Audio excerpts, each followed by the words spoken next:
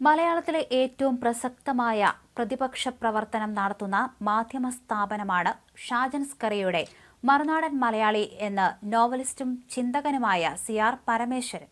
ഇപ്പോഴത്തെ ഏഷ്യാനെറ്റ് ഒഴിച്ചാൽ മറ്റെല്ലാ മാധ്യമങ്ങളും വാർത്തകൾ തമസ്കരിക്കുകയും വികലീകരിക്കുകയും ചെയ്യുന്ന സാഹചര്യത്തിലാണ് മറുനാടൻ മലയാളിയുടെ പ്രസക്തിയെന്നും അദ്ദേഹം ഫേസ്ബുക്കിൽ കുറിച്ചു.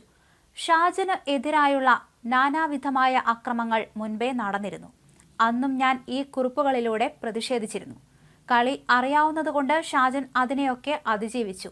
ഇപ്പോഴിതാ കായിക ആക്രമണം.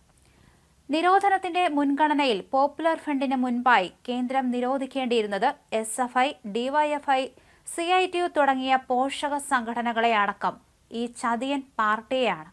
CR എഴുതി. അദ്ദേഹത്തിന്റെ കുറിപ്പ് ഇങ്ങനെയാണ്: ഷാജൻ സ്കറിയെ എനിക്കറിയില്ല. പൊതുവെ പൊതുരംഗത്തുള്ള അധികം ആരെയും അറിയാത്തതുപോലെ. പക്ഷെ എന്നെ സംബന്ധിച്ചിടത്തോളം തൽക്കാലം മലയാളത്തിലെ ഏറ്റവും പ്രസക്തമായ പ്രതിപക്ഷ പ്രവർത്തനം നടത്തുന്ന മാധ്യമ സ്ഥാപനമാണ് ഷാജന്റേത്. നാളെ അഭിപ്രായം മാറ്റേണ്ടി വന്നാൽ അപ്പോൾ മാറ്റാം. ഷാജന്റെ നിലവാരക്കുറവിനെ കുറിച്ച് ആന്തൂർ സാജന്റെ ആത്മഹത്യയുടെ കാരണക്കാരിയായ തമ്പുരാട്ടിയെയും തുടർന്ന് അയാളുടെ സഹധർമ്മിണിയെ മോശക്കാരിയാക്കി ചിത്രീകരിച്ച പാർട്ടി പത്രത്തിനെയും ന്യായീകരിച്ച നീ തന്നെ വേണം നിലവാരത്തിനെക്കുറിച്ച് പറയാൻ. ഒരുപക്ഷെ പഴയ ചെയ്തികൾ എന്തു തന്നെയായാലും ഇപ്പോഴത്തെ ഏഷ്യാനെറ്റ് ഒഴിച്ചാൽ മറ്റെല്ലാ മാധ്യമങ്ങളും വാർത്തകൾ തമസ്കരിക്കുകയും വികലീകരിക്കുകയും ചെയ്യുന്നവയാണ്.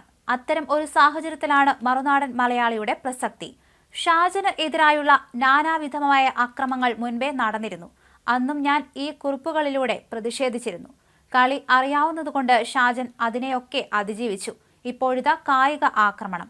നിരോധനത്തിന്റെ മുൻഗണനയിൽ പോപ്പുലർ ഫ്രണ്ടിന് മുൻപായി കേന്ദ്രം നിരോധിക്കേണ്ടിയിരുന്നത് SFI, DYFI, CITU തുടങ്ങിയ പോഷക സംഘടനകളെ അടക്കം ഈ ചതിയൻ പാർട്ടിയെയാണ്. ഓർത്തു നോക്കിയാൽ മനസ്സിലാകും. നിയമവാഴ്ചയെയും മനുഷ്യാവകാശങ്ങളെയും മാനിക്കാത്ത ഈ പ്രാകൃത പാർട്ടിയും പോഷക സംഘടനകളും കൂടിയാണ് കഴിഞ്ഞ 3/4 നൂറ്റാണ്ടായി കേരളത്തിന്റെ പൊതുസമ്പത്തിന്റെ 1/5 ഭാഗമെങ്കിലും നശിപ്പിച്ചത് എന്ന വസ്തുത. പക്ഷേ യഥാർത്ഥ മുൻഗണന കേന്ദ്രത്തിൽ എങ്ങനെ ഉണ്ടാകാനാണ്?